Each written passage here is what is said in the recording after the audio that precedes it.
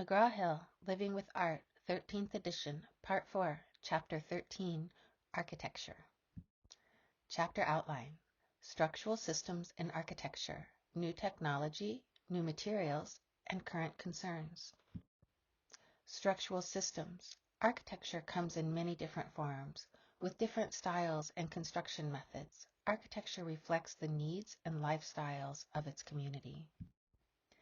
Architecture is a category of art we live with the most. We are surrounded by it: homes, offices, classrooms, stores, houses of worship, and bridges. Even excursions into remote regions with no permanent structures is not free of architecture, as we bring or construct shelters for ourselves. Architecture satisfies a basic, universal human need for a roof over one's head. More than walls, more than a chair to sit on, or a soft bed to lie on, a roof is the classic symbol of protection and security. We've all heard the expression, "I have a roof over my head." But it would be unusual to hear someone say, "I'm all right because I have walls around me." Of course, in purely practical terms, a roof does keep off the worst of the elements, snow and rain, and in warm climates, just a roof may be sufficient to keep people dry and comfortable. The roof seems to be symbolic of the nature of architecture. Architecture comes in seemingly infinite array of styles and construction methods. In 1908, photographer Edward S. Curtis captured this scene of an encampment of the Atchison people of the American Plains. The 6 teepees in the photograph represent a form of architecture made to be portable and easily assembled as the camp moved seasonally. Teepee construction, it relies on tall poles placed in a circle and tied together to form a cone. The poles lean on each other for stability, and an animal hide or cloth covering blocks the wind. The exterior skin also contains heat from the fire built inside the structure, while flaps at the top and over the side entry allow smoke to escape. The desire for permanence rather than mobility led the residents of ancient Cappadocia to turn to local rock formations for their architecture. Located in today's Turkey, the rock cutout structures were built by cutting directly into the soft peaks made of volcanic ash and shaped by wind erosion. Masons tunneled into the stone to create chambers for living, storage, worship, and burial, closing off the openings with piled rocks. The carved spaces ranged from single rooms to entire complexes with large rock cutout churches. The architecture is even connected by tunnels below ground. While the structures were relatively easy to execute, residents also enjoyed a degree of safety. This region, located on a strategic trade and military route, fell under the control of several powerful forces during its history. From the Parisians and Romans in antiquity to the Arabs and Turks in the Middle Ages, residents lived in the rock cutout homes until the 1950s. Structural systems in architecture. Load-bearing construction is a shell method that uses compression. Another term for load-bearing construction is stacking and piling. This is the simplest method of making a building, and it is suitable for brick, stone, adobe, ice blocks, and certain modern materials. Essentially, the builder constructs the walls by piling layer upon layer, starting thick at the bottom and getting thinner as the structure rises, and usually tapering inward near the highest point. The whole may then be topped with a lightweight roof, perhaps of thatch or wood. This construction is stable because its greatest weight is concentrated at the bottom, and the weight diminishes gradually as the walls grow higher. The Great Friday Mosque at Dini in Mali is a spectacular example of monumental load-bearing architecture created by stacking and piling to create a structural shell. Created of adobe, sun-dried brick, and coated with mud plaster, the imposing walls of the mosque have a plastic sculptural quality. The photograph shows the gentle tapering of the walls imposed by the construction technique. The protruding wooden poles anchor the scaffolding that is erected every few years so that the workers can restore the mosque's smooth coating and mud of plaster. Load-bearing structures tend to have few and small openings, if any, in the walls. Because the method does not readily allow for support of material above voids like windows. While today this may seem to be a disadvantage of a structural system, it was an advantage for the builders of Agra Fortress in India. Built of a rubble core covered in finely cut massive stones which are joined together with iron clamps, the double layer of exterior walls was constructed from the ground up, row upon row. Slits left in the thick wall permitted defenders to fire their weapons without exposing their bodies. Projecting battlements, also known as crenellations, kept soldiers standing atop the walls safe and deterred attackers who would dare to climb up.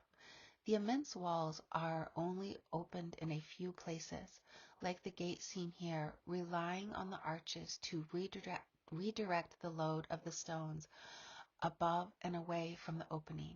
These 4 gates were easily defended and controlled access into the compound, protecting the soldiers and the royal court that resided within.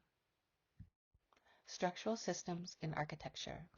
Post and lintel construction uses vertical post and a lintel in tension and is more flexible than load-bearing construction. In ancient Greece, the design of post and lintel buildings, especially temples, became standardized in certain features. Greek architects developed and codified 3 major architectural styles, roughly in sequence. We know them as the Greek or classical orders, as they were used in ancient Rome as well. The most distinctive feature of each was the design of the column, which acts as the post.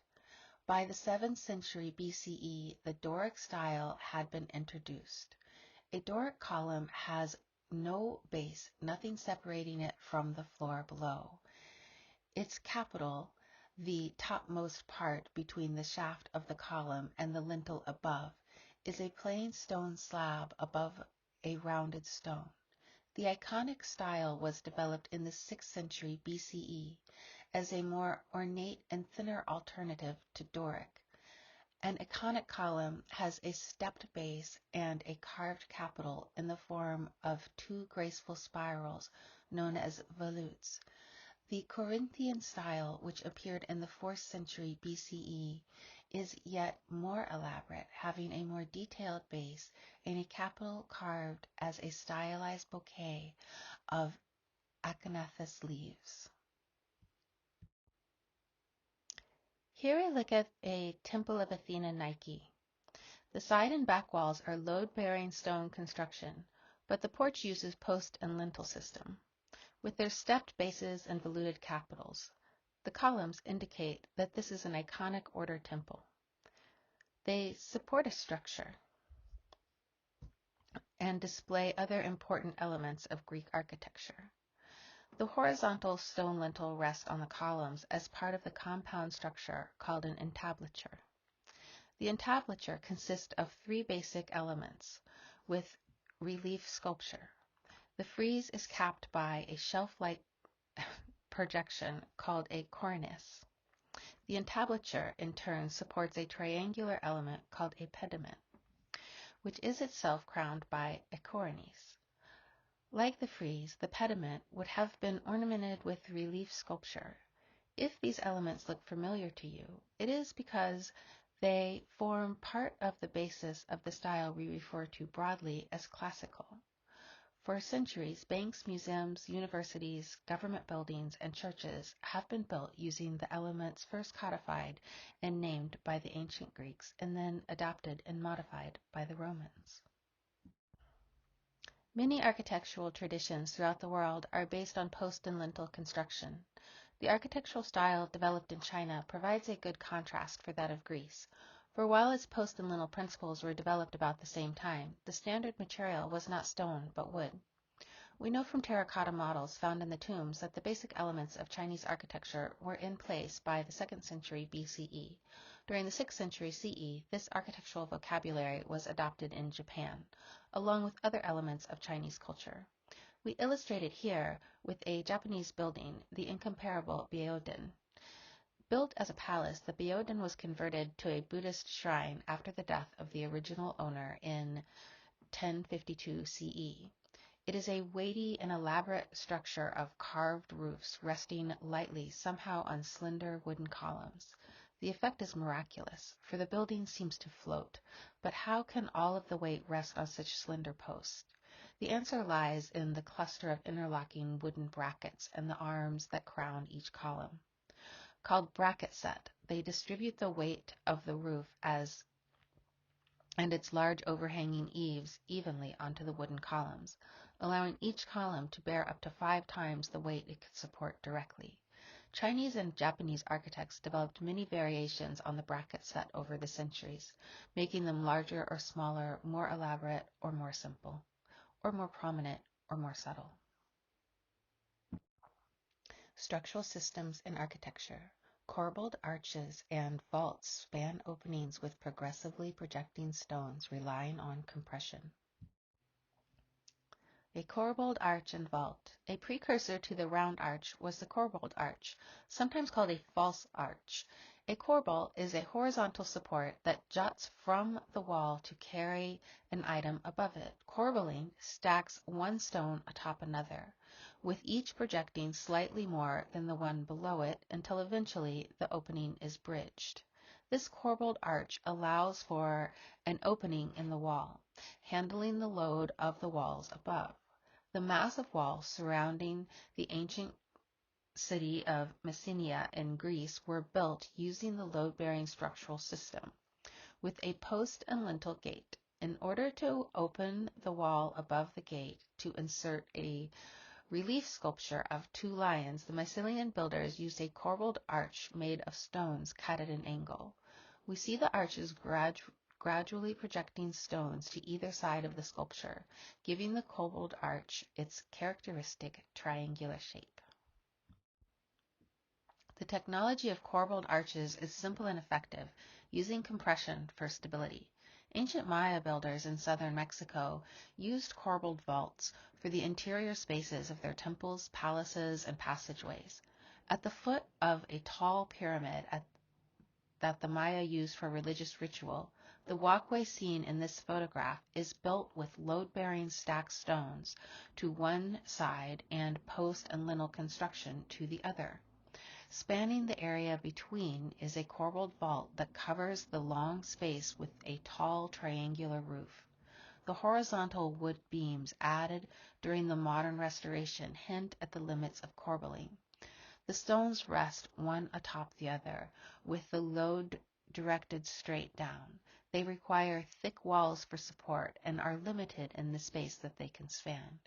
Interior spaces covered with corbelled vaults may be wider than those allowed by stone lintels, but must remain relatively narrow.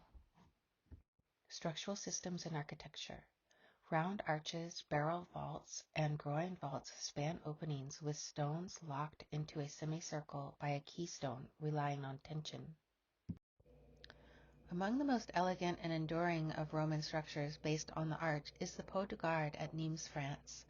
Built about 15 CE, when the empire was nearing its furthest expansion, Pot de Garde consists of 3 tiers of arcades, rows of arch sets or on columns, or as here, massive rectangular supports called piers. It functioned as an aqueduct, a structure for transporting water, and its lower level served as a footbridge across the river. That it stands today virtually intact after 2,000 years and is crossed by cyclists en route to the famous Tour de France bicycle race testifies to the Romans' engineering skill. Visually, the Pot de Garde exemplifies the best qualities of arch construction: solid and heavy, obviously durable. It is shot through with open spaces that make it seem light and its weight-bearing capacities effortless. The Abbey Church of Saint Foy in the French city of Conquest is an example of the style that was prevalent throughout Western Europe from about 1900 to 1200, a style known as Romanesque. Earlier churches had used the Roman round arch to span the spaces between interior columns that ultimately held up the roof. There were no ceilings, however. Rather, worshippers looked up directly into a system of wooden trusses and the underside of the pitched roof. With the Romanesque style, builders set a stone barrel vault as a ceiling over the nave, the long central area, hiding the roof structure from view. The barrel vault unified the interior visually, providing a soaring, majestic climax to the rhythms announced by the arches below. Structural systems in architecture. Pointed arches and ribbed vaults span wide openings and can climb high, channeling thrust at a steep angle. The light captured streaming into the nave of Reims Cathedral in this photograph vividly illustrates another important feature of Gothic church architecture: windows. Whereas Romanesque churches tended to be dark inside, with few and small window openings, Gothic builders strove to open up their walls for large stained glass windows. Most of the stained glass windows in the Reims Cathedral have suffered damage and been replaced with clear glass. Fearing the numerous window openings could disastrously weaken the walls that were already under pressure from the outward thrust of the arches, Gothic builders reinforced their walls from the outside with buttress piers and a new invention called a flying buttress. The principles are easy to understand if you imagine yourself using your own weight to prop up a wall. If you stand next to a wall and press the entire length of your body against it, you are a buttress. If you stand away from the wall and press against it with outstretched arms, your body is a pier and your arms are the flying buttress. The illustration here of the exterior of the Reims Cathedral shows how Gothic systems of buttresses, piers, and flying buttresses created a structural framework that allowed builders to fill the spaces in between with colorful stained glass windows. The light captured streaming into the nave of Reims Cathedral in the photograph here vividly illustrates an important feature of Gothic church architecture: windows. Whereas Romanesque churches tended to be dark inside with few and small window openings, Gothic builders strove to open up their walls for large stained glass windows. Structural systems in architecture. Tall ribbed vaults require external buttressing.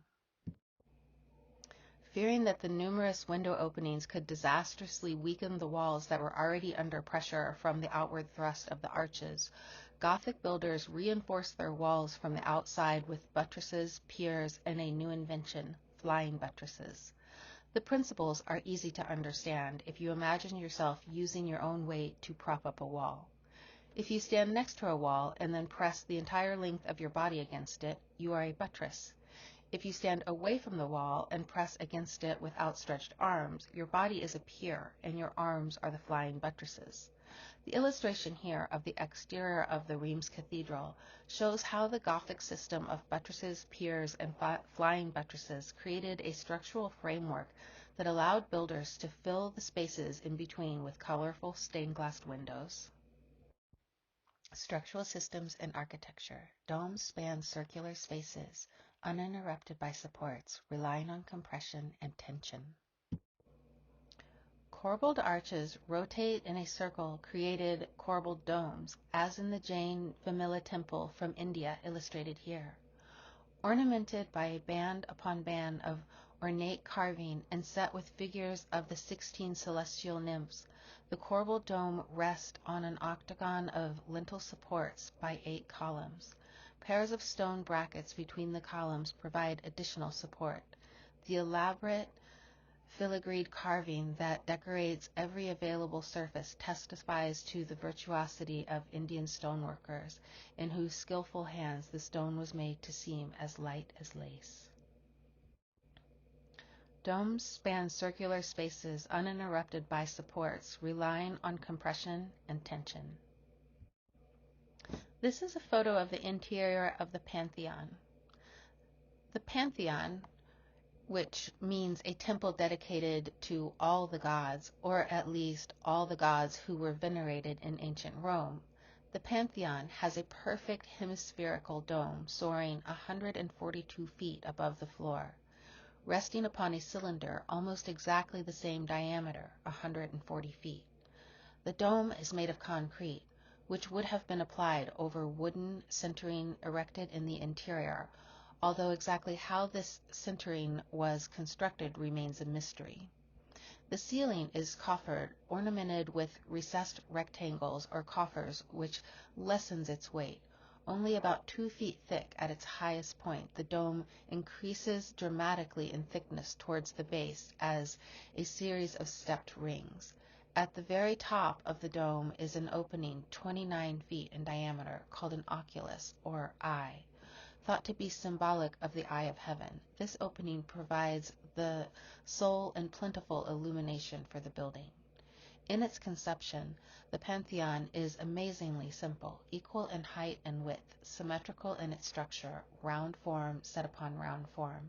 Yet, because of its scale and proportions, the effect is overwhelming.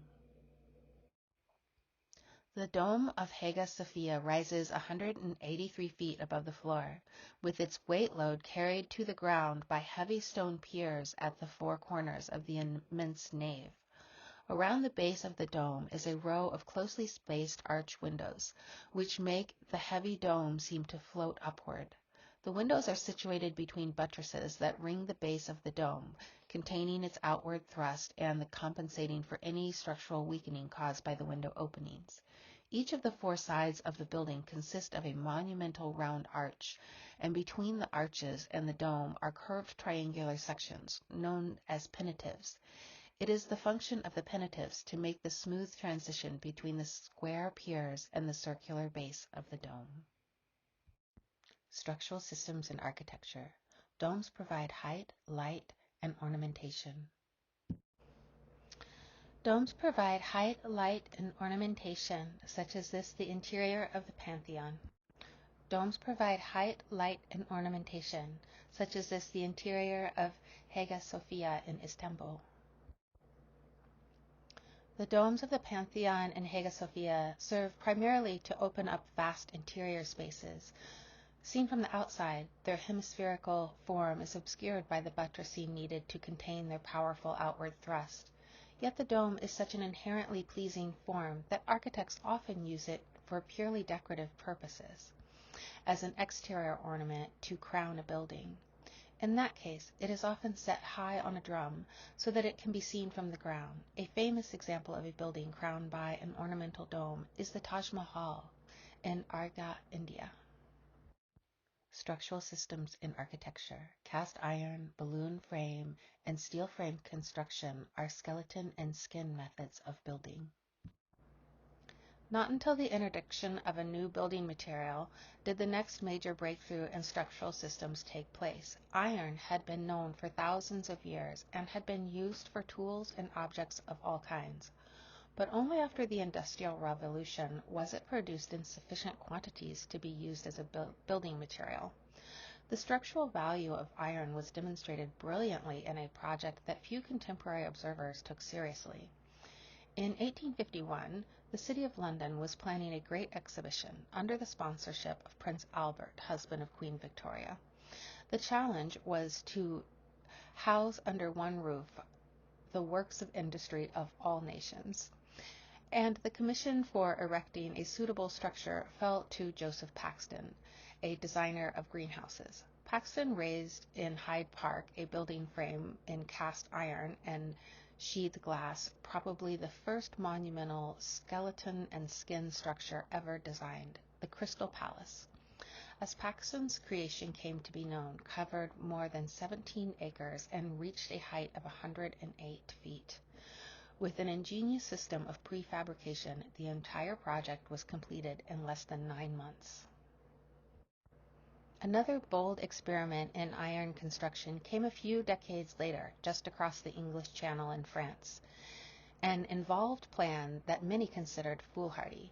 Gustave Eiffel, a French engineer, proposed to build in the center of Paris a skeleton iron tower nearly 1,000 feet tall, to act as the centerpiece for the Paris's World Fair of 1889. Nothing of the sort had ever been suggested, much less built. The tallest building in the world at this time was the Egyptian pyramid of Khufu, which only rose about 454 feet. In spite of the loud protest, the Eiffel Tower was constructed at a cost of about $1 million, an unheard of sum for those times. It rises on 4 arched piers which curve inward until they meet in a single tower that thrusts boldly upward into the cityscape of Paris.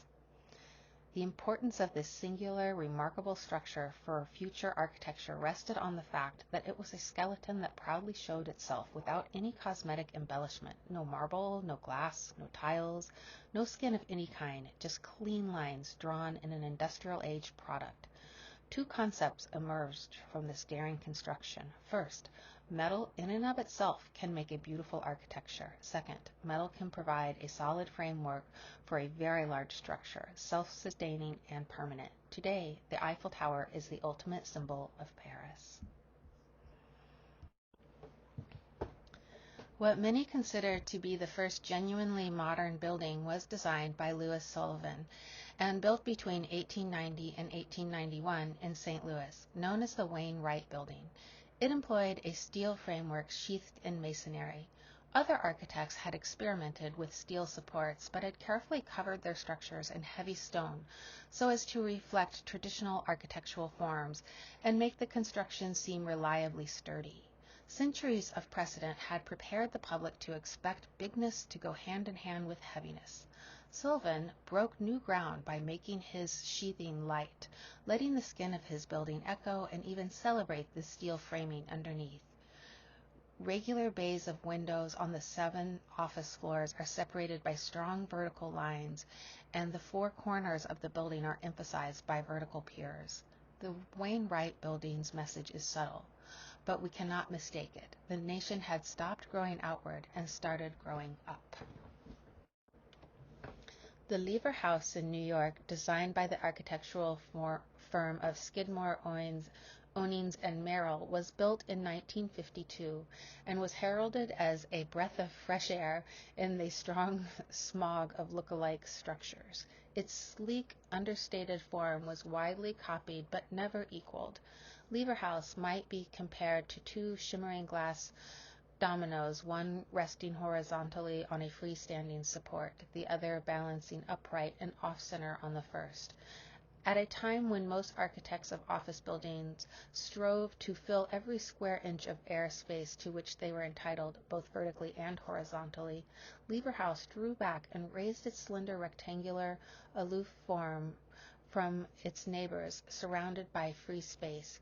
Even its base does not rest on the ground, but rides on thin posts to allow for the room of open plazas and passageways beneath the building. Structural systems in architecture. Reinforcing iron or steel rods gives concrete greater tensile strength for shell construction. Permitting, cantilevering, and inventive shapes in architecture. One type of structure that's facilitated by reinforced concrete is the cantilever, a projecting form supported at only one end. The American architect Frank Lloyd Wright made poetic use of the cantilever in the Edgar J. Kaufman House, popularly known as the Falling Water. Wright designed Falling Water for a wooded site beside a stream with a little waterfall. His clients, the Kaufman family, assumed he would design a house with a view of the waterfall. Instead, Wright set the house over the falls so that the sound of water would become part of their lives. The vertical core of the house is made from stone quarried nearby, giving Falling Water a conceptual as well as visual unity with the landscape around it. Cantilevered terraces made of reinforced concrete projected boldly from the core. 2 of them seem to hover directly over the waterfall, rhythmically echoing the natural cantilever of its massive stone edge. One type of structure facilitated by reinforced concrete is the cantilever. The cantilever is a projecting form supported at only one end. The American architect Frank Lloyd Wright made poetic use of the cantilever in this building, the Edgar J. Kaufman House, popularly known as Falling Water. Wright designed Falling Water for a wooded site beside a stream with a small waterfall. His clients, the Kaufman family, assumed he would design a house with a view of the waterfall, and instead Wright set the house over the falls so that the sound of water would become part of their lives. The vertical core of the house is made from stone quarried nearby, giving falling water a conceptual as well as visual unity with the landscape around it.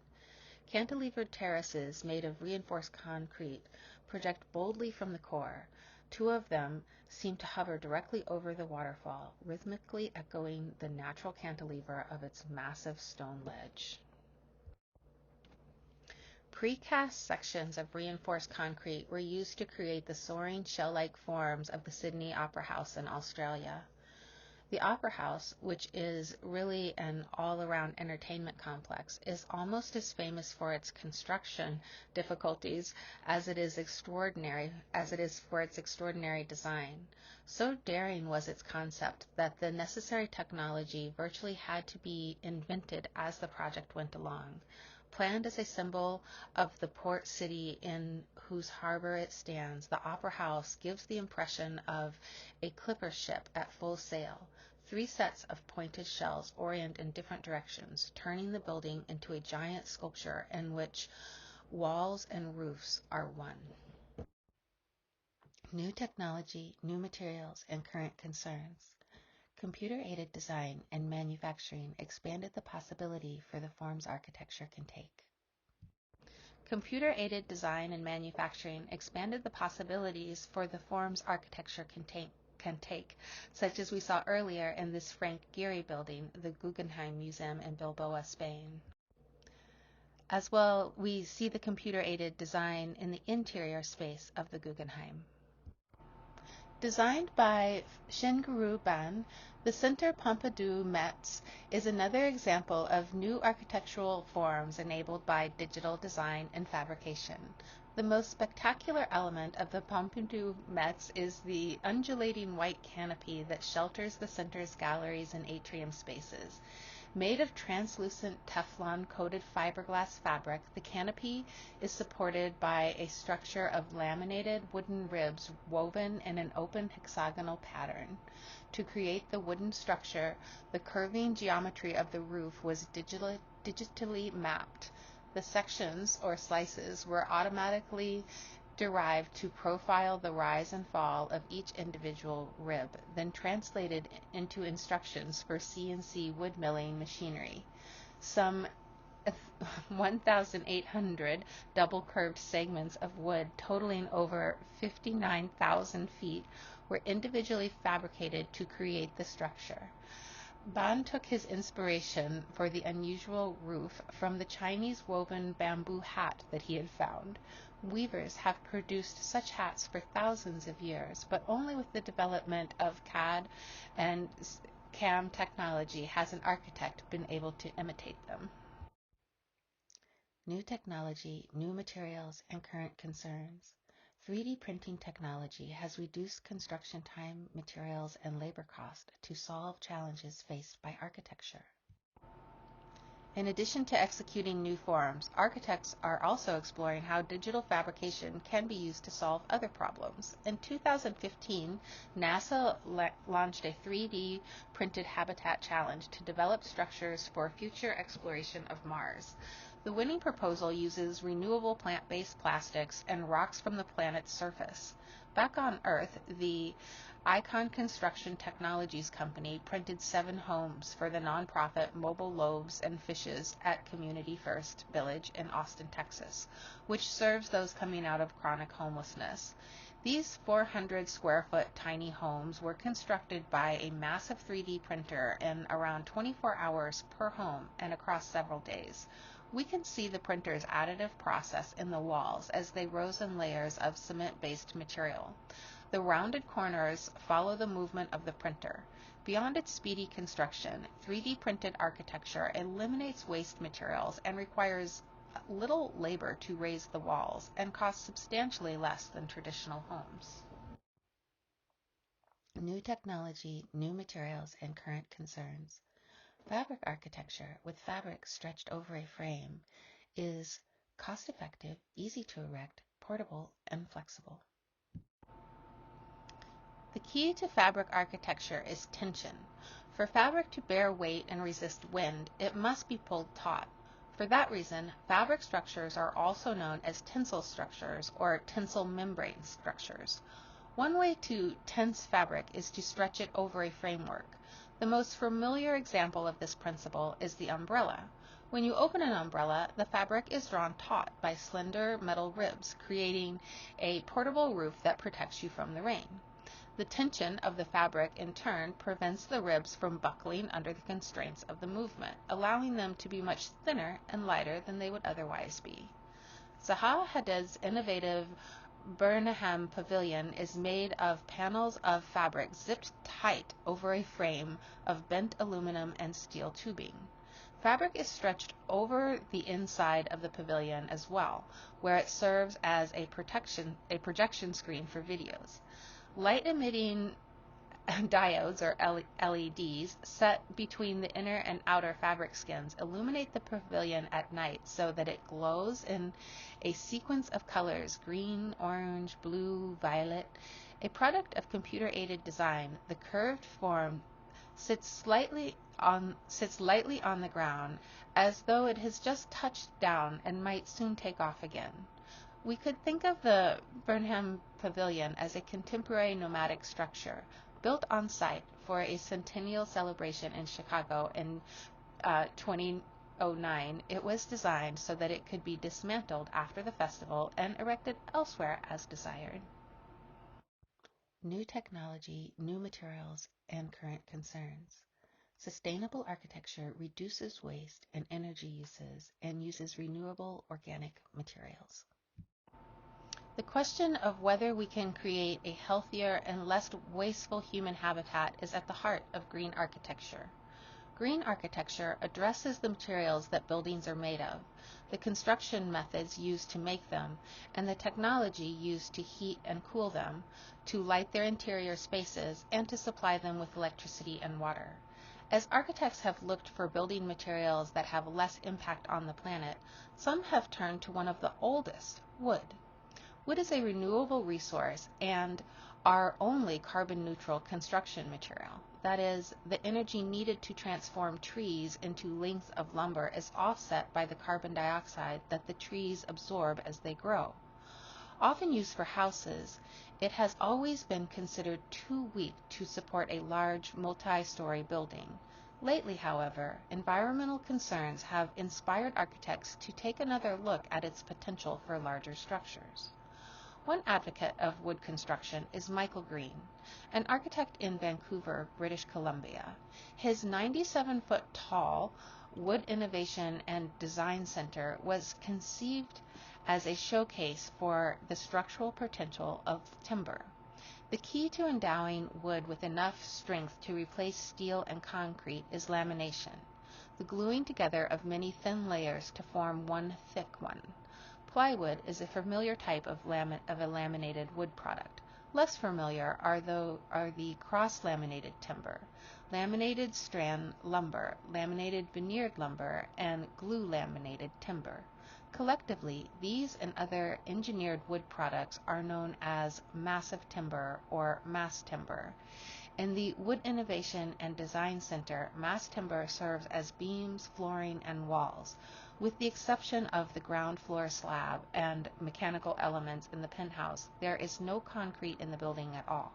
Green deliberately kept the design simple so that it could easily be replicated by other architects and engineers. Since the dawn of architecture, wood has been virtually the only organic material widely used for construction. Some architects believe that one path to a sustainable future lies in using biological or bioengineering systems to manufacture new organic building materials. An architect involved in this line of research is David Benjamin, head of the Living Architecture Lab at Columbia University in New York and co-founder of The Living, a research and design studio. In 2014, Benjamin got an opportunity to put some new ideas into practice when The Living was selected as the winner of the Young Architects Program, an annual competition sponsored by the Museum of Modern Art and MoMA PS1 and its affiliate institution. The Young Architects Program was founded to encourage and showcase innovation in architecture, working with the guidelines that address environmental issues such as sustainability and recycling. Each year's winner must construct a temporary outdoor installation in the courtyard of MoMA and PS1 that will provide shade, water, and seating for visitors. The Living responded with a circular tower called Hi-Fi. Hi-Fi was built with organic bricks made from chopped corn husk and mycelium, a living mushroom root material. Packed into a mold, the mixture self-assembles in a few days into a lightweight object. When it is completely dry, it is ready to use. The molds used to form the bricks for Hi-Fi can be seen at the top of the tower. Made of a new daylighting mirror film developed by the 3M company, they reflect sunlight down into the interior. While it was in use, Hi-Fi created an agreeable microclimate by drawing in cool air at the bottom and pushing out hot air at the top. Irregularly spaced openings between the bricks cast shifting sunspots on the walls and floors. When the installation was taken down, the molds were returned to the 3M for use in further research, and the bricks were sent to be composted. Hi-Fi was the first sizable structure whose construction involved almost no carbon emissions. It arose from the earth and it returned to the earth, and it was a temporary building which now belongs to the past, but new ideas may be carried into the future. Hi-Fi's inspiration in nature is part of a larger movement called biomimic architecture. To do as little harm to the planet as possible, architects look not only to natural materials, but to structures that nature creates: beehives, forest canopies, termite mounds. The National Stadium in Beijing, China, constructed by architects Jacques Herzog and Pierre de Meuron for the 2008 Summer Olympics, takes its inspiration from Bird's Nest.